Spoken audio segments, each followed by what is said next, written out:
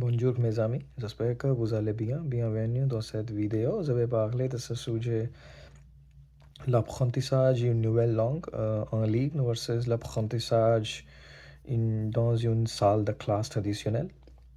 Voilà, à mon avis, l'apprentissage d'une nouvelle langue est toujours enrichissant. Par exemple, pour moi, de nos jours, d'apprendre le français, parce que c'est mon premier objectif de nos jours pour obtenir ma résidence permanente au Canada. Voilà, bien que le choix entre l'apprentissage en ligne et l'apprentissage dans une salle de classe traditionnelle soit entièrement personnel. Euh, les deux options présentent leurs avantages et leurs inconvénients. Euh, d'abord, je vais parler des avantages de l'apprentissage en ligne.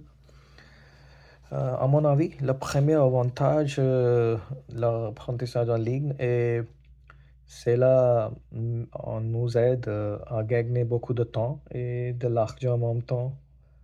Cela aussi nous aide à bien organiser notre emploi du temps.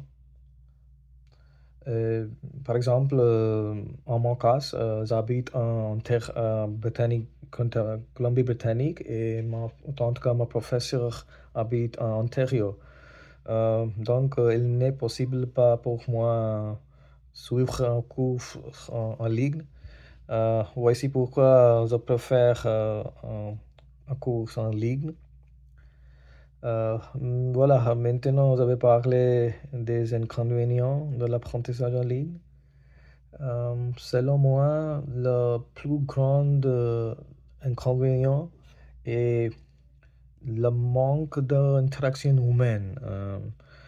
Par exemple, surtout quand on apprend une nouvelle langue, il est essentiel d'avoir une conversation réelle. Mais cette méthode ne permet pas d'interaction directe avec le professeur et les autres étudiants. Donc, on ne pouvant pas pratiquer de manière naturelle, aussi face à face. En plus,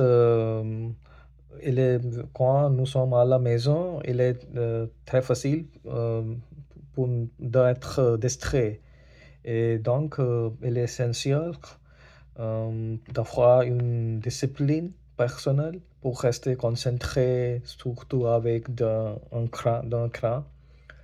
En plus, passer beaucoup de temps devant un écran, ça n'est pas bon pour les yeux.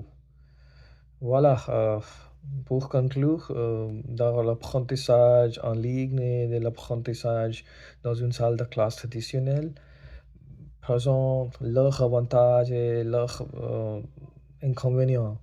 Donc, la meilleure solution est- consiste à combiner les deux options. Par exemple, pendant pendant la semaine, nous pouvons avoir un cours en ligne et pendant le week-end, nous pouvons avoir un cours en personne ou dans une salle de classe traditionnelle. Voilà, tout ça. Merci pour regarder cette vidéo.